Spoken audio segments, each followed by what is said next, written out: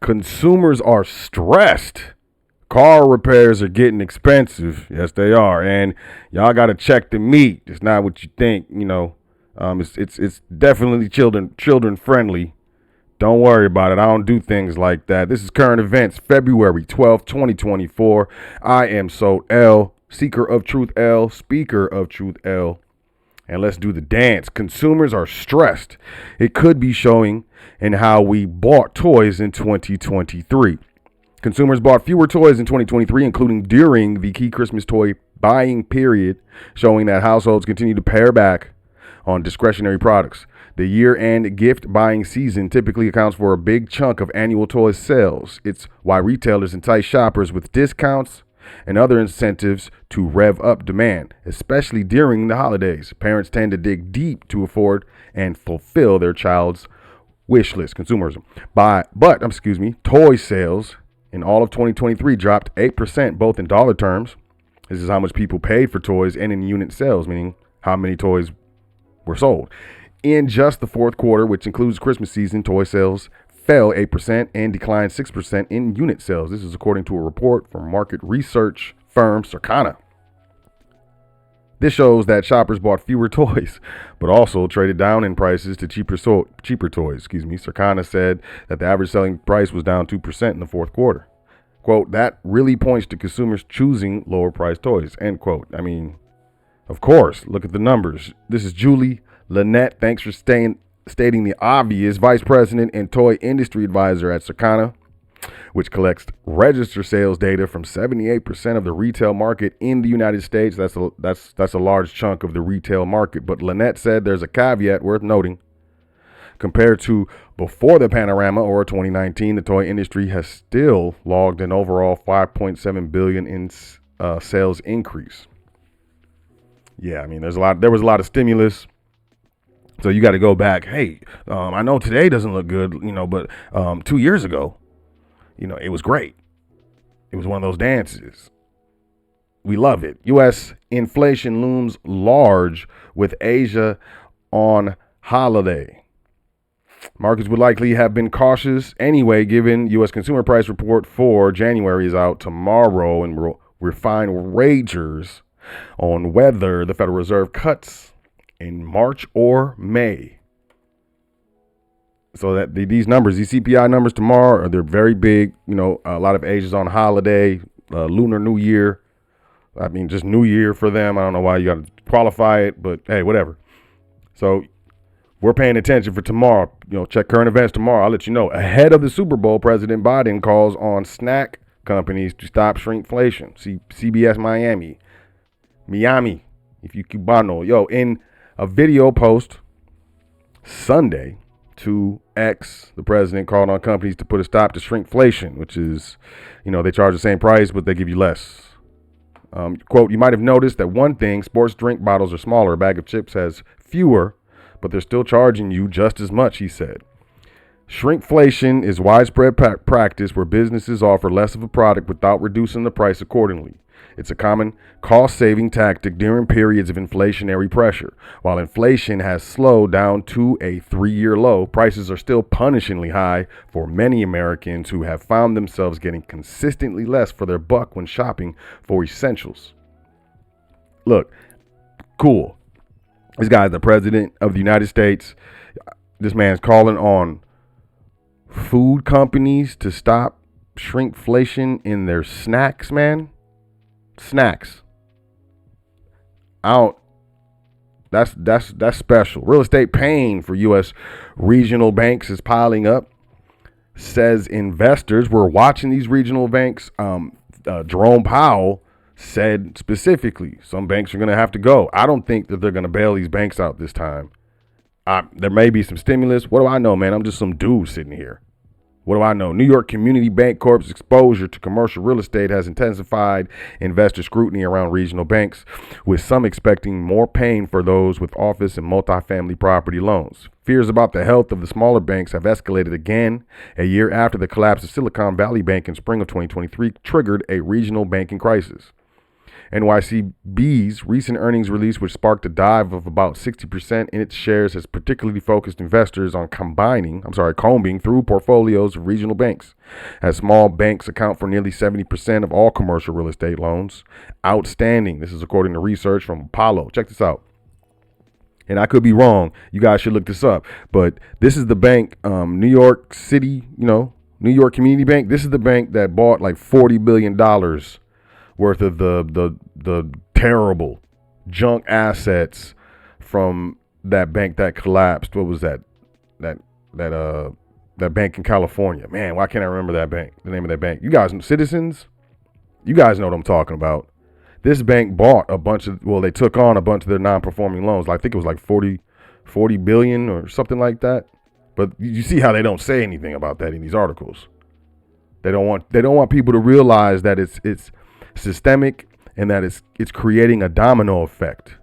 Like the dominoes are beginning to fall. If this bank is the one that bought or took on a bunch of the debt of the bank that failed, it was First Citizens, right? I don't know what the name of the bank. And this bank is starting to fail. They don't want you to connect those dots, but I hope you just did. Reuters via Microsoft start Wall Street week ahead. Market breadth suggests narrowing rally in S&P as S&P 500 hits records. So they're saying that the rally is probably going to stop, is what I'm reading from that. As the S&P 500 has soared to fresh highs, fewer stocks have been participating in the rally, stirring worries that recent gains could reverse if the market's leaders stumble. Strong market breadth, or the number of stocks taking part in the broader index's rise, is often viewed as a healthy sign by investors, as it shows gains are less dependent on a small cluster of names. And they've been talking about these FANG stocks for years at this point, the darlings of the stock markets. And so the more that only a few stocks are moving these markets in these indices, the more it looks suspect. It looks really suspect. This is what's going on. Market breadth was narrow for most of 2023, with 24% gain in the S&P 500, driven primarily by the so-called Magnificent Seven, the FANG stocks, Facebook, Amazon, Netflix, Google, and Apple. And of course, Meta is Facebook, so they don't call them FANG stocks anymore because Meta changed its name from Facebook to Meta. We are at a historic extreme in the amount of money in this very small number of stocks. Does that say a bubble? Was that a bubble? Did I hear bubble? Michael, is that a bubble, Mike? We are at a historic extreme in the amount of money in this very small number of stocks. Sounds like they're bubbling. So if these stocks begin to falter, what's going to happen to the rest of the stock market? I'm paying attention. Market watch. Recession in 2024? ? A quarter of economists think it will happen. That's 25%. U.S. economy. They want a subscription. You see this? I don't play that. The U.S. economy grew strongly in the second half of 2023 and doesn't seem to have slowed down much. Yet a quarter of the nation's business economists still think a recession is likely this year. Some 24% of respondents in a survey by the National Association of Business Economists predict the U.S. will suffer a downturn in 2024. And 2% even think a recession is already underway. Already. And recessions, they call recessions in the future. It has to have a certain number or loss of activity for 3 consecutive months. And then they say, oh, well, we're in a recession. And then do you believe them? I don't know if I believe what's, these numbers that are coming out, because they revise them. They just revise them. We're going to get into some crazy revisions. I might even do the show. I'm probably going to do the show on these crazy revisions that I came across over the weekend. CNBC, Americans will bet a record $23.1 billion on Super Bowl 58. The IRS is a silent partner in any money you win. Whether you wager on San Francisco or Kansas City, any money you win should be reported to Uncle Sam. They're just letting you know. And I feel like all these gambling apps were made legal so that, it could be reported who's getting money, who's winning to the Internal Revenue Service so they can get their, they silent partnership disbursement. Pay attention. And by the way, we knew the Chiefs were going to win. We figured it out. I'm not a gambling man, but I if I was, I'd be standing over here with a lot of bread more than I have. Car repairs are getting more expensive. Here's why. Don't care. Inflation. But several factors are pushing costs up: heavier, more complex vehicles, new materials and manufacturing methods, a worsening dearth of talented technicians, and a panorama-induced supply shortages. Quote, customers definitely are getting sticker shock, end quote. This is David Goldsmith, who owns Urban Classics, a repair shop in Brooklyn. Repair costs are rising relative to the overall rate of inflation. Motor vehicle maintenance and repair costs increased 4.1% per year from November 2013 to November 2023, compared to just 2.8% for the overall consumer price index. So that's almost double. The increase has been especially sharp since the panorama. Prior to it, repair costs increased at an annual rate of somewhere between 3.5% to 5%. According to Mitchell, which makes software for the collision repair and auto insurance sectors, but in 2022, the rate jumped to about 10%, and it hasn't dropped since. The problem is mysterious. It's mysterious. I don't think it's mysterious. Quote, I think the thing that we can say is true is that the cost of collision insurance claims are increasing. After that, it's difficult to say why that is, end quote. This is Matt Moore, who is a senior vice president of the Highway Loss Data Institute, an insurance institute for highway safety. Vehicles could be more expensive to repair. Crashes could be more severe. I get that, right? Because there's a lot of sensors and bumpers and stuff, the backup sensors, backup cameras and stuff. You get rear-ended. I mean, you could have like 8 sensors in there. It could be $1,000 just to grab the new sensors. So I get it, but hey, where are all of these or most of these parts produced, and are the shipping lines from here to there clear? I don't think so. Wrapping this up, keep calm and carry the sterling. Basically, the Bank of England is basically saying they're going to keep their interest rates higher, and they're making a case that consumers, businesses, and politicians and currency traders are really, grabbing the sterling. I just like how they put the dollar against the pound, and I understand what that means. That's pointing something out. I feel like at this point, it's being made clear to pay attention to the value of the dollar versus the pound sterling, and we'll do that. As far as check the meat, we'll get to that.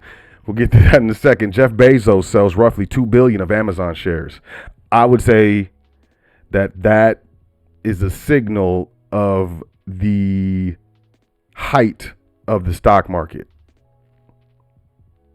Yep. Amazon.com founder Jeff Bezos sold around 12 million shares of the online retail and cloud services firm for roughly $2 billion, according to a company filing on Friday, soon after laying out a plan to sell his shares over the next year. He's about to sell all of his shares. He's out. The sale took place on Wednesday and Thursday, the filing showed. Last week, Amazon said Bezos would sell up to 50 million shares in the firm. The sale plan, which is subject to certain conditions, was adopted on November 8th, 2023, and would be completed by January 31st, 2025. Bezos, who stepped down as the company's chief executive officer and took over as executive chairman in 2021, founded Amazon as a bookseller in 1994. He is currently the world's richest person with a net worth of over $200 billion. So you about to, you about to get $202 billion. Actually, I don't know. I think he's gonna have to only pay like a couple $100 million in taxes on billions, on billions. You guys see this connectivity in trains? This new mask. They want people to wear masks, man. Look. You can talk about this how you want, but they're touting the privacy of conversations, and that's basically what they're saying. Join the silent revolution in calls and connectivity. What it is it's a mask and some earbuds that you can talk on the phone and filter your air. and people can't hear you talking. They can't hear your conversation. They can't hear what you're saying. And, of course, they can't hear what's being said to you. Skyted, I'm not sure how to pronounce this. I came across this, just perusing. You should check this out. I thought that was hilarious. Speaking of something I didn't think was hilarious, did y'all see this? Japanese scientists create meat from poop. Yo, check the meat. Japanese scientist Mitsuyuki Ikeda from Okayama Laboratory certainly doesn't believe in human waste. He thinks that perfectly good protein you're sending out to sea, and he's found a way to extract it. Man, listen to this, man. Mix it with steak sauce and create a fecal feast fit for a king. Yo, this is Fox News. I didn't make this up, man. I'm tripping right now, and despite the downside of having to add soya to bind it all together, Professor Ikeda thinks there's no reason why we shouldn't all tuck into his turd burgers, man. Why would he even think of it, you might ask? Because Tokyo Sewage asked him to. Tokyo is swimming in sewage mud, it seems, and there's only one way it can save itself, and that's eat it. Professor Ikeda found the mud was loaded with protein due to the high bacteria content, man. Combine it with reaction enhancer and put it in a magical machine called an exploder. An artificial state comes out the other end, man. According to Digital Trends, it's 63% protein, 25% carbohydrates, and 3% lipids. 9% minerals. It's colored red, so you don't know it's poo-poo. Quote, initial tests have people saying it even tastes like beef, end quote. What? What is going on? Professor Ikeda and his colleagues say it's the perfect solution for reducing waste and emissions from flatulent cows, which is understandable because if someone told you that Whopper you just ate was actually made from yesterday's leftover feces, you'd probably be too traumatized to masticate meat ever again. Of course, there's a hitch. Besides the fact it's made from poop and soy, the cost of producing Professor Ikeda's steaks at the moment is about 10 to 20 times the price of carving it off a cow. Leave it to fast food chains to work out the economics. You can't argue the mass production side of the equation is already sorted. Yo, the most horrifying fact of this is this was published in June 17th of 2011, man. 2011. This was 13 years ago. This was 13 years ago. This is 13 years ago. Oh man.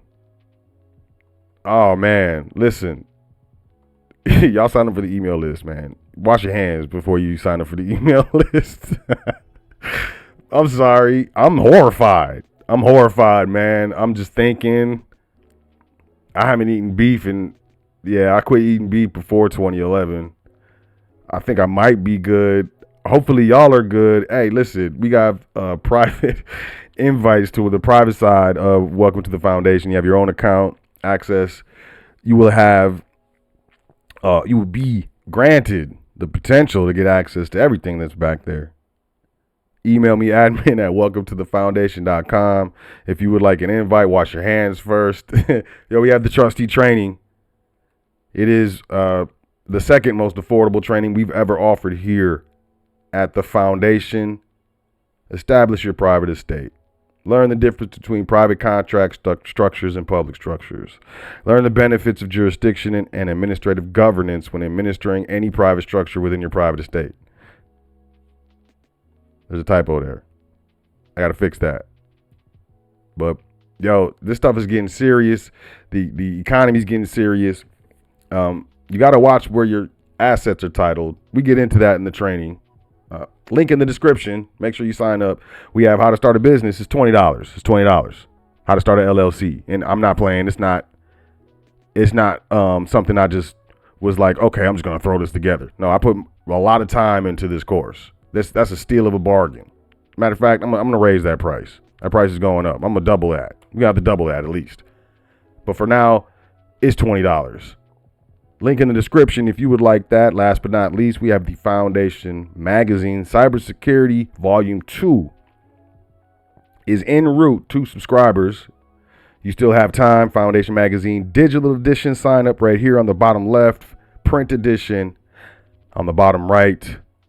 I trust y'all had a great weekend. I trust the current events weren't too horrifying. Wash your hands. Y'all enjoy yourself. Take care of yourself. Listen, wash your hands. I'm horrified. I'm horrified. I can't believe it. I can't. Y'all have a great day. Make sure you say 10 things you're thankful for before you go to sleep tonight and every night. It's very important. Go wash your hands, man. And maybe think about where you source your beef. Peace.